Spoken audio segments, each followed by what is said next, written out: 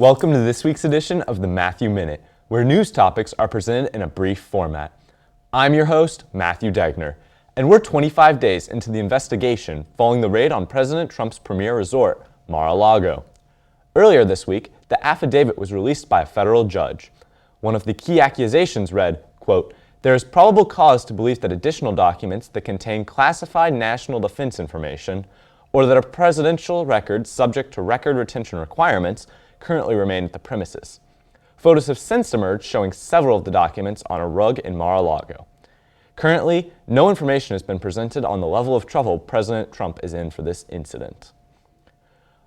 Overseas, German power plants are warning of a new crisis, running out of coal. More specifically, running out of ways to transport coal.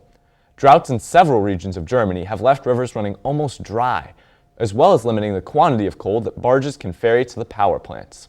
Many climate experts are presenting evidence that a large part of this issue could be related to climate change. For our state update, Shamar Duncan, an Indianapolis resident, has been imprisoned for the murder of a Dutch Special Forces soldier on Saturday. According to friends of Duncan, he shot at the soldiers because he, quote, just spazzed.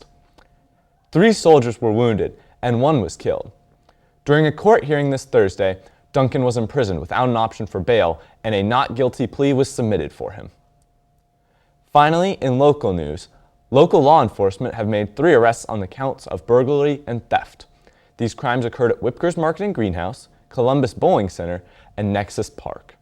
On August 28th, 2 of the subjects were apprehended for their involvement in breaking and entering at the bowling center. That wraps up this week's top stories. Signing off, I'm Matthew Degner, and remember to stay informed.